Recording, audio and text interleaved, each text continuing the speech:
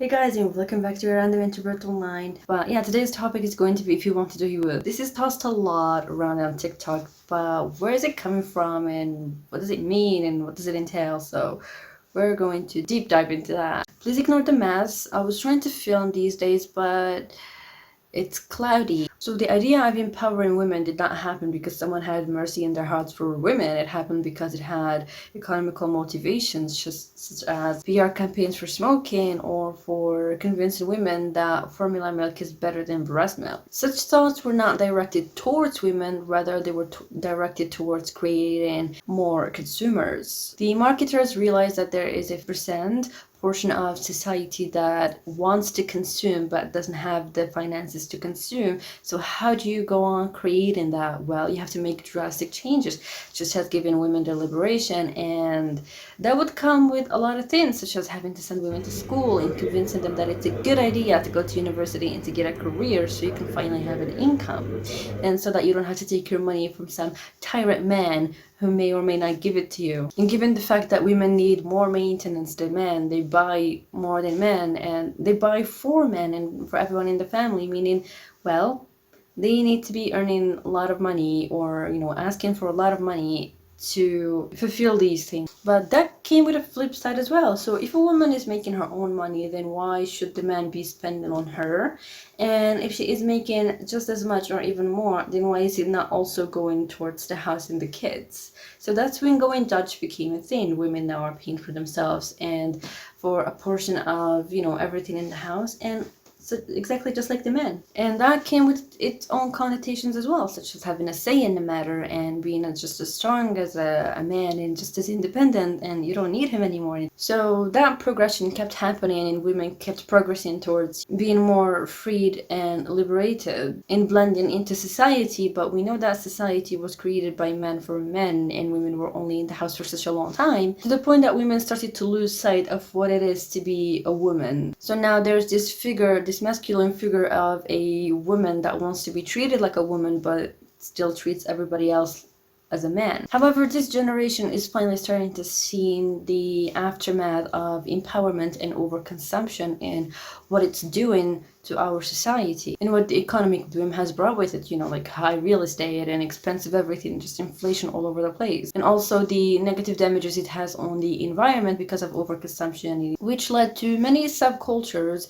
such as people who are thrifters, vegans, and people who are minimalists, trying to cut down on consumption as much as possible and to reuse things again. So there's this weird thing that's going on, which is the shift towards the patriarchy again and the gender norms. But it's happening in a deformed form. It's not what we used to know. It's something completely new, which is a version of the past, but with today's values. But they're not coherent. You can't have both of them working together.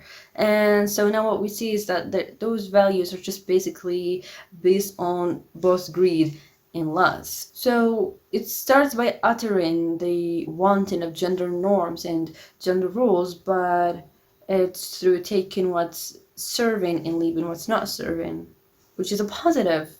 But people these days' opinions are just not as, they don't make sense. So what one person may consider as positive and serving is not to the other. I mean, of course, if we want the real patriarchy, we're going to go back to not sending girls to school, not, them not having bank accounts, not being able to work or able to vote in so many things.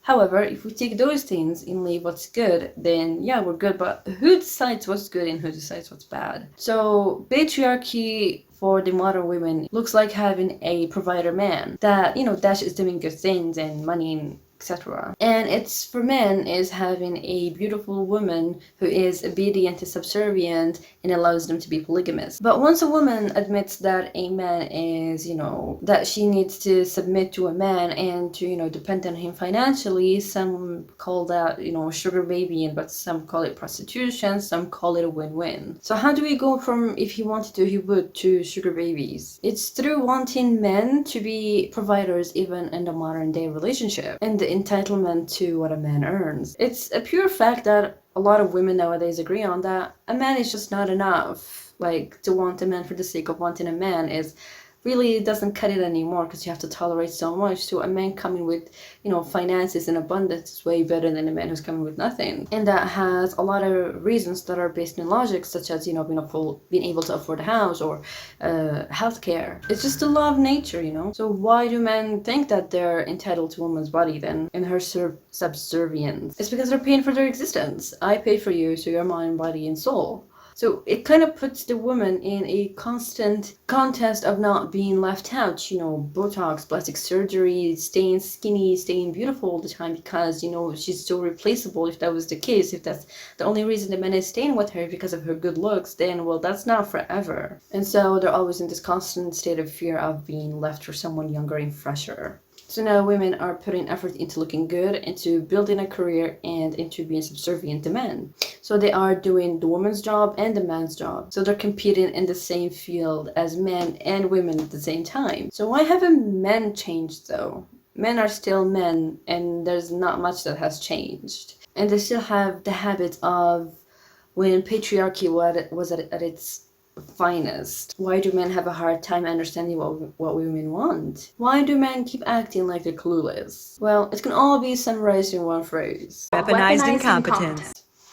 Weaponized incompetence. Is when one partner approaches a task with very little to no effort so as to not be asked to do it again, leaving the competent partner to pick up the slack and the responsibility. Men are not stupid. They're doctors, they're engineers, they're lawyers. They built this world basically. So why do they believe that women will accept and believe that they're dumber and less intelligent? The answer is it's all an act. They know what you want and they understand your vision, but they still act dumb to see how long they can milk you while you're still not resistant. In this spectrum, we find that men abused this term and this habit by pretending they don't know what to do and how to do it, and sometimes even end up ruining everything you ask them to do, so that in the end the woman ends up doing everything for herself and not really asking them to do anything anymore because she just knows that they're gonna mess it up. For example, burning food, not doing laundry properly, not changing a diaper, not taking out the trash, unable to buy grocery with a written list to the extent that some women nowadays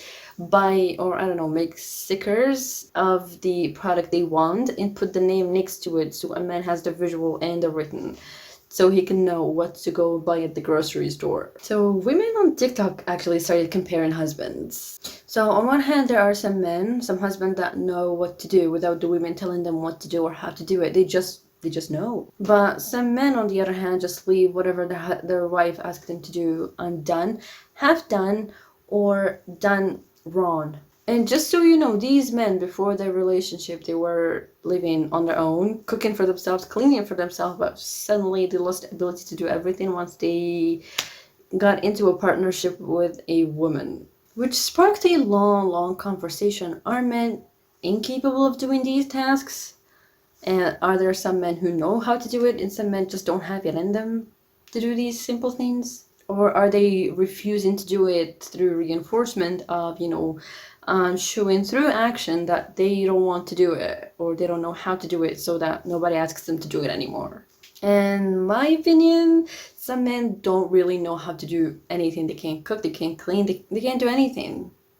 And so it's like they haven't yet unlocked that part in their brain that lets them do these simple tasks. But whereas for some other men, they don't have that issue. Maybe it's nature versus nurture. I don't know. Maybe some men were raised that way to be self-sufficient and independent, but some men had never had to step foot in the kitchen, so they don't know what to do. And before anyone says it's the patriarchy, let me tell you, my dad cooks fine, he cleans fine, and this household is as patriarchic as it could get.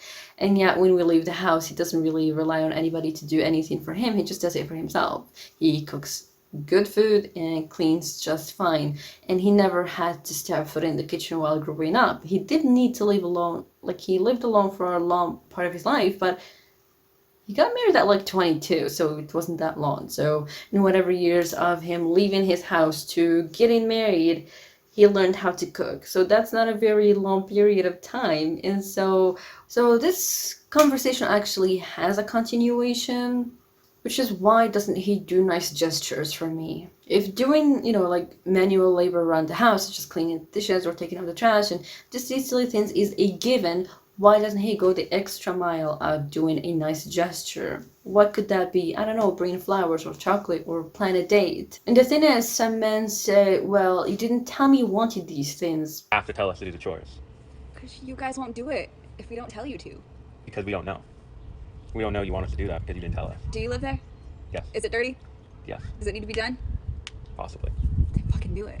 But that's not how it works. You're supposed to do it without me telling you that you have to do it. It needs to come from you, because if I asked you, it's like you're a robot that's taking orders, and I don't want that. I want you to do it by yourself for me. Like at some point of the day, it just came to your head, hey, I want to do something nice for her. I'm gonna go get something for her. So these are the questions I'm left with. Why do men act like that? What's the motive behind it? And why don't nice gestures just come to men without women having to ask? Yeah, so I can't answer these questions because I'm not a man, but I have like an 80% viewership that are men, so could you guys answer? Thank you. And I'll see you in the next video.